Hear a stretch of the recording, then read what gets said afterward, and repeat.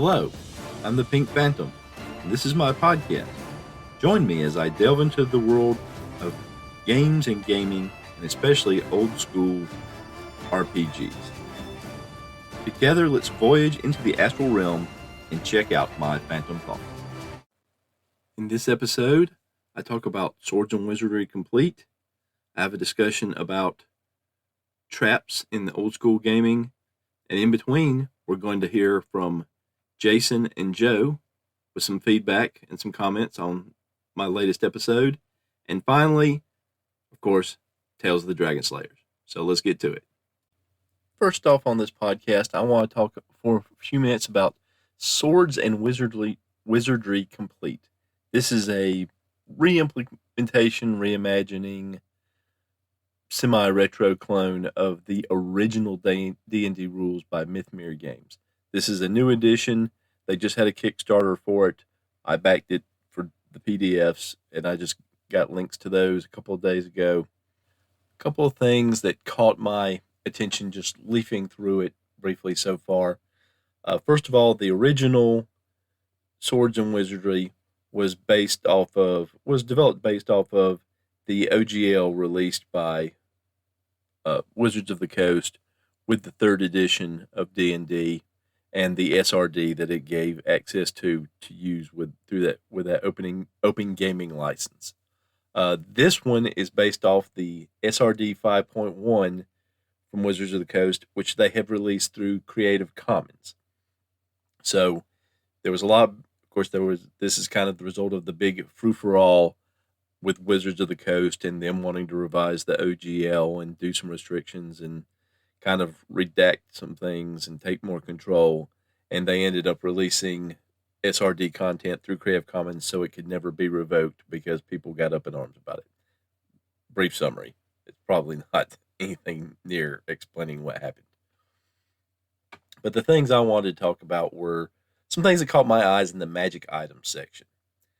First of all, they divided wands and rings into lesser and greater versions, which is interesting. I hadn't seen that before in a D&D retro clone type of product. Usually wand's a wand, ring's a ring. An interesting little piece of trivia, I guess.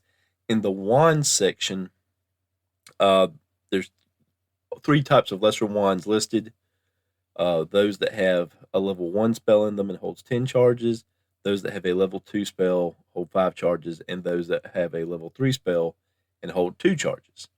The greater wands the ones that have the type of spells that magic users could use are level 3 spells hold 10 charges, level 4 spells hold 10 charges, and then some of the more general types of wands like cold and fear and polymorph and things like that. But what caught my eye was you can have a lesser wand which has a level 1 spell which holds 10 charges. You can have a greater wand which holds a level 3 or 4 spell and holds 10 charges.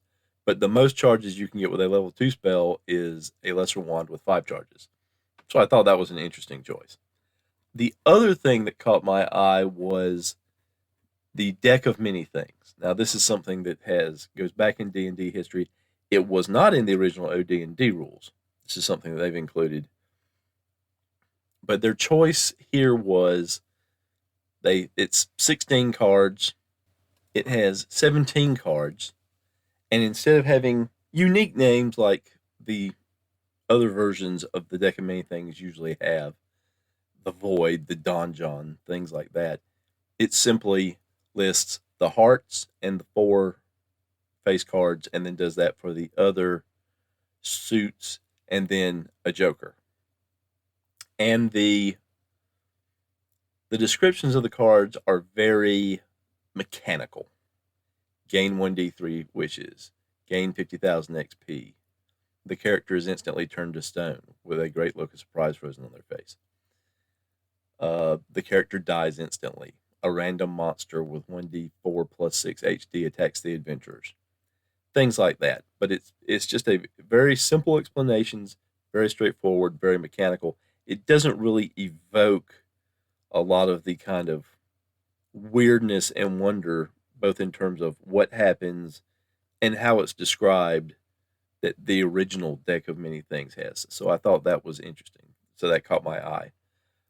I don't know if that's better or worse. I guess it gives the DM more space to kind of describe the effects how they want to, and the card how they want to, and things like that. But I guess I find it a little disappointing. But I don't, but that's not enough to make me regret buying the product. Why would I regret buying the product? Sir or madam, I am a digital hoarder. Please, I regret nothing. But anyway, I basically wanted to put it out there that it is out. It is on Drive-Thru RPG. You can probably get it on their website as well. I haven't looked at that yet. I guess I should have looked before I made this recording. That would have been good. Thank you. But anyway, Swords and Wizardry Complete. It has a wonderful reputation for being a great game, and I'm sure it's still a great game. And those were just a few things that jumped out of me after an original pass through. I may have to take a deeper look and maybe take a deeper dive at some point. But there you go. And I will include links in the show notes to the Mythmere Games website and to the Drive-Thru RPG page of Swords and Wizardry Complete. So you can check it out for yourself. Hey, Jason here. Listen to your show, enjoying the new format. As far as the dice cards, very interesting. They remind me very much of another deck, the Game Master's Apprentice. Now, the Game Master's Apprentice has a few more things on there, I think, and they also have a number of different variants of the Game Master's Apprentice. So they have a sci-fi version and fantasy version, different things, but it kind of does a lot of the same stuff. So if people are looking at those and want something a little bit different, but that idea, then they may want to look at the Game Master Apprentice cards, also available on Drive-Thru. I have gone to the What website, and the website does work. I have not had a chance to really explore it, so I will check that out because that sounds pretty neat. Thank you for continuing to bring products to everybody's attention. I really appreciate that. That's why I try to do my System Sunday, to do the same thing, to bring products out there. But you tend to bring much newer things and out where I am talking about things that are already out in the marketplace. So I think you're doing a great service to these creators, getting them that spotlight, and I appreciate that you do that. Thank you for that, Jason. I am aware of the Game Master's Apprentice deck. I actually have a printed copy I ordered through Drive-Thru Cards or Drive-Thru RPG. Well, I mean, it's the same site, so you can get the deck either way, I guess. But yeah, they are very interesting. A lot more things like prompts and descriptions and stuff on there versus just results of dice that were tossed or chips or things like that. So two things that you could use together, actually. If you could draw dice cards and you could draw Game Master's Apprentice cards and get a wide variety of prompts and idea generators and results for particularly for a solo RPG or for just a regular RPG with folks around the table. If y'all were doing something in a public venue and you're worried about your dice skittering off the table and running off onto the floor, you could have some cards where you could help you get through both help the game master to formulate ideas on the fly and to get results for your various interactions and social interactions and combat interactions and things like that. So thank you for mentioning that. I'm glad you did. It's another good product for people to look for. Hey, Jason again.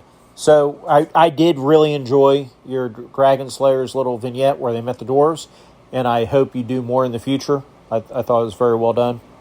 As far as player agency, yeah, that's been around since the beginning, and that's what kind of role-playing games all about, right?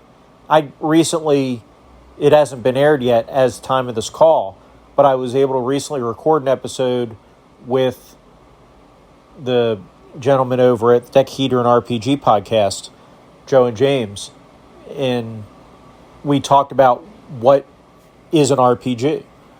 And, we talked about that. The player agency is a huge part of that. Monopoly is a game, but in Monopoly, you can't go burn somebody's hotels down. if it was Monopoly the RPG, you could go burn somebody's hotels down, right? You're not limited in choice like you are in a board game or even a computer game. So that player agency has always been there, and that's what kind of makes the game what it is. Now, there are a few other things in there, but I don't want to steal all the good bits out of that episode. But yeah, definitely, I agree. Player agency has always been around. I don't think you have to lessen the DM's power or lessen the role of the dungeon master to have player agency. I think you can have that dungeon master as the adjudicator of the rules and the arbitrator, or whatever term you want to use for the dungeon master. Them control the world, creating the setting, and adjudicating what happens. I don't think you have to diminish any of that to allow for player agency. I think player agency is as long as the dungeon master doesn't tell them, no, you don't do that. Your character wouldn't do that. Then you have player agency. So anyhow, that's long enough for me. Take care. Talk to you soon. Hey, Phantom, another awesome episode, man. Yeah, you were talking about how long it took wildlife to start coming back to cities and stuff during the lockdown. And I live in Seattle, and normally we don't see a whole lot, especially in like the neighborhood I was living in at that time. We'd see crows and squirrels, but that was about it. But once the lockdown started, I'd say a month sounds reasonable because time back then was so weird. That seems like it was yesterday and 10 years ago. But anyway, pretty soon, within a month at least, started seeing bunny rabbits just all over the place, all over the streets, in people's yards and stuff. And never before had I seen bunny rabbits around the neighborhood. And it was just really, really cool to see how fast animals do come back when us humans stop galumphing around the area. I don't know. It was just really, really neat. And then, yeah, as far as player agency goes, you're 100% right.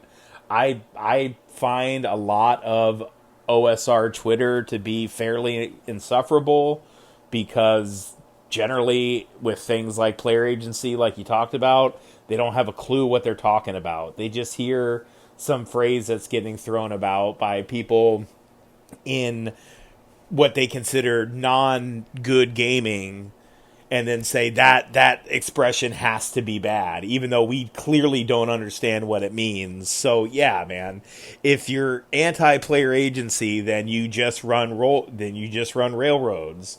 You aren't actually playing an immersive game and an engaging game. You're just running your story, and the players have no agency whatsoever.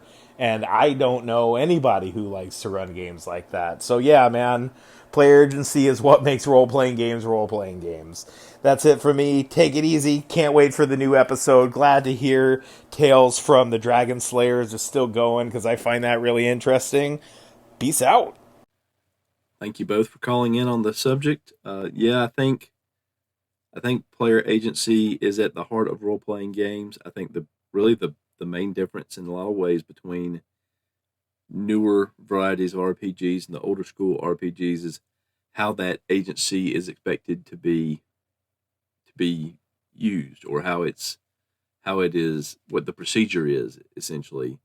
Does it come more from having input into the world building, weaving the characters into the world from the beginning, or is it more how much you interact with the environment, the questions you ask, the thought process, how much you're making decisions operating based on how the system works and how that translates what's going on in the game world versus strictly staying in character all the time. These are all different varieties of player agency, and they come at from different avenues, but they all come from the same thing, which is the strength of RPGs: lots of choice, no rails, no borders, just the imaginations of a group of people, and a system to work with, and not necessarily just to work, not to just. It's not a board game where you go through the steps and the next person goes through the steps. You're interacting with each other, you're interacting with the environment, you're interacting with the game master, and you're all responding in different ways. That's the strength of RPGs. So yeah, player agency definitely at the heart of it. And thank you guys for bringing that to the forefront, both of you in your calls. In this episode, I want to talk a little bit about traps. In a recent episode of the Decahedron podcast, the hosts Joe and James were discussing an old uh, book about old school play, which dates back to the early parts of the hobby, called Through Dungeons Deep. And an excerpt that they read off detailed how this author felt that parties should deal with treasure chests to avoid traps. This included grabbing it with a lasso, pulling it over, breaking into it through the bottom to avoid any traps in the lid, burning any treasure outside to burn off any contact poison. It was very thorough. It was very intricate, very detailed type of way of doing it. And one of the hosts said he found that idea boring because it was very very board gamey, very procedural, and just something to take up time. And in a recent episode of the Down in the Heat podcast, that the host of that show, Rob, stated something similar about traps, that he found them boring. And if you know old school games, especially going back to the days of AD&D, traps and tricks are part of the manual. I mean, they're in there for rolling up dungeons, rolling up treasure, having tricks and traps guarding it, with tricks being something that basically misdirects the party, a portal, a teleport, a moving room, and with traps, of course, being something which could be exceedingly deadly to a party, especially in the day of save or die, make your saving throw or die from things like poison or death magic. So a lot of people don't like traps for that reason. They don't like it for the old school implementation for it. And it really makes sense.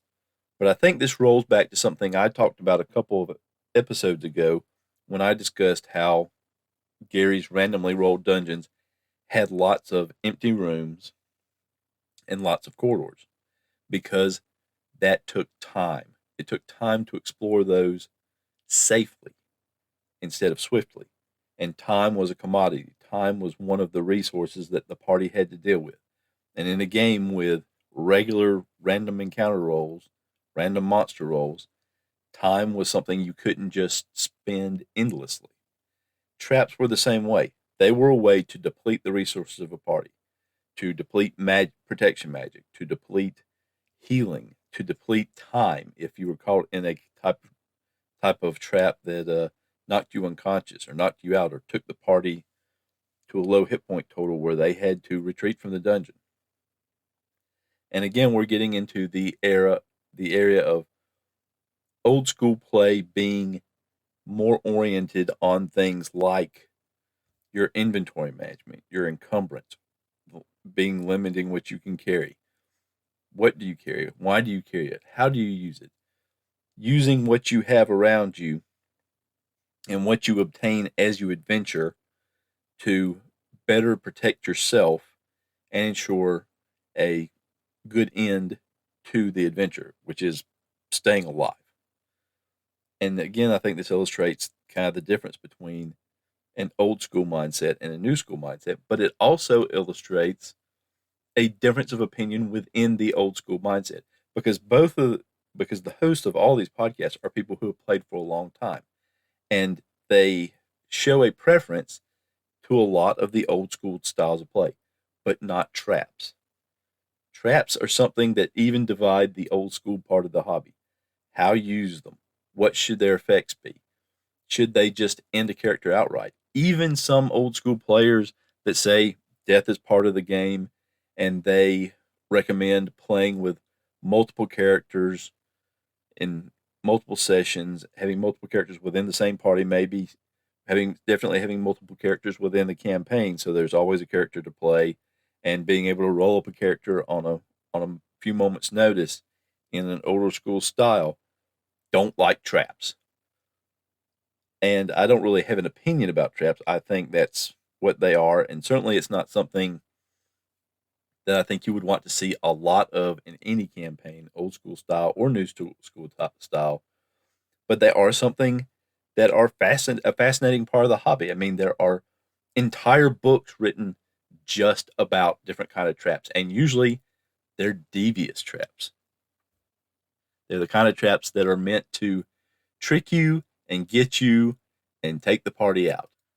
Another podcast I listened to called Spike Pit is named after a trap, and he used to have a theme song that played at the beginning of his show where he knew that where the player, the singer of the theme song knew that they were in trouble when they saw the DM opening up the Grimtooth book. Grimtooth books of traps are pretty famous in the old school part of the hobby and even in non-old school parts of the hobby. So what is it about traps, and how should traps be run correctly? What's the proper way to distribute traps throughout an adventure? And are traps really worse than monsters? Because monsters are trying to kill you too. It just doesn't tend to take 5 or 10 rounds of combat to do it, which, especially in more modern games, can take a long time to play out. So what do you think? What do you think about traps? How often would you like to see traps in your game? And should ingenuity how much should ingenuity play into overcoming traps versus rolling some kind of skill? And if you can't roll the skill, should there just be no way to overcome that trap and you just have to suffer the consequences if you want to see what's behind that door, what's inside that chest, to grab that painting off the wall, to grab that gem out of the idol's eyeballs? Let me know what you think. It's an interesting part of the hobby, and it's something that I don't, for myself, have an answer for. So I'm interested in feedback. So check out the end of the show for all the ways to contact me. And, of course, those ways of contacting me will be in the show notes, and all the podcasts I just mentioned. There will be links to those in the show notes, because you should really check them all out, because they're all great. And now it's time for more Tales of the Dragon Slayers. Meh, said Cudgel, and casually set aside the ring. Katya was puzzled. Is it not magic? It shined quite brightly under the detect. Ah, it's magic. Just not as good as this one. Cudgel flashed the ring on his finger. Katya wasn't sure exactly what type of ring Cudgel had. His terse comments had always alluded to a wild variety of powers, and he always wore it, so there was never time to check. This is a pretty one, at least. Katya picked up the discarded ring. Mind if I? Suit yourself, Cudgel replied. I need to go out and gather more berries and other edibles. Cudgel had been foraging, and Katya fishing to supplement their rations. Even so, when the others returned from transporting the last load of treasure, there would need to be a serious discussion about making a supply run. As Cudgel left the cavern, Katya held the ring in her palm. Her task today was to magically evaluate the darts found in the dragon's hoard. To recheck a ring would possibly be a waste of her lone daily arcane spell. Still, something about Cudgel's attitude toward it worried her. She said the words, her fingers danced, and she concentrated. Her eyes widened. Sir Gus was roused energetically. He rolled over and started to let out an involuntary groan of annoyance, only to feel a finger placed across his lips. The personal intrusion brought him awake, and he seized the hand of Quinn. Quinn's eyes were wide, and his other hand covered his own mouth. Sir Gus followed Quinn's gaze and suddenly knew why. 2 large forms loomed up over the treetops, one noticeably taller than the other. The ground was beginning to rattle slightly in a rhythmic manner.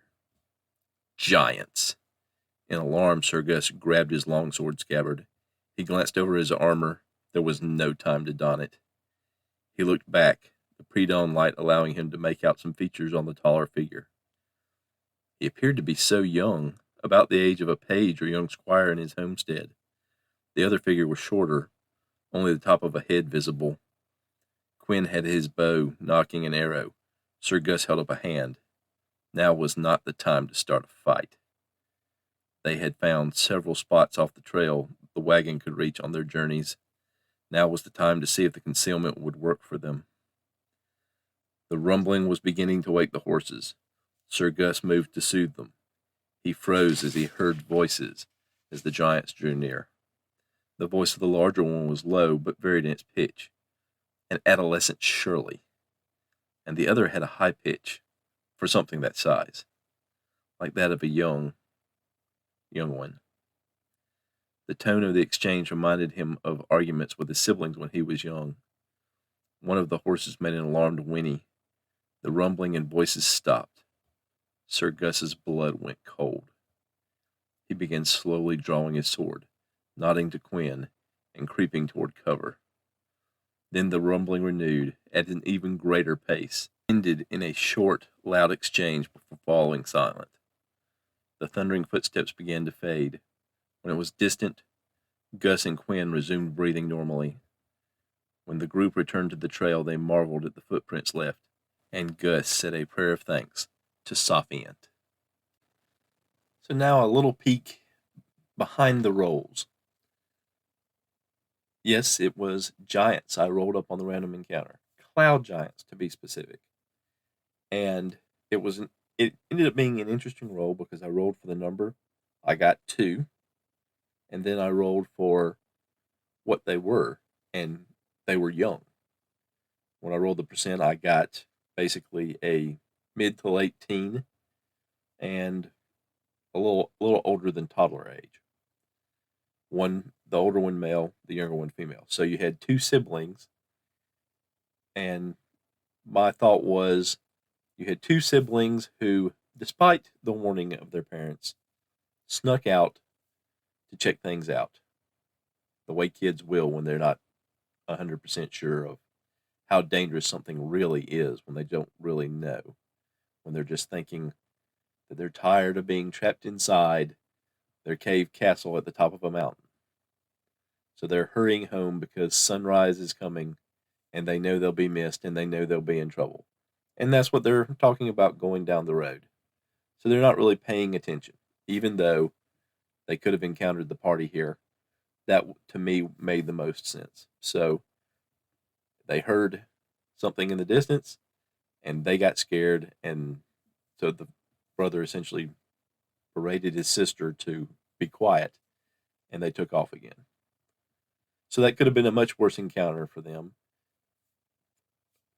For one reason, at least, because when you roll for cloud giants, you're supposed to roll to see if they have up to 4 lions present around them. And the lions would not have missed the party for sure and would not necessarily have been afraid. In fact, they probably would have been protective because it probably would have been a pet situation. But they didn't roll that there were any lions present. So lucky for the party. More lucky rolls for the party.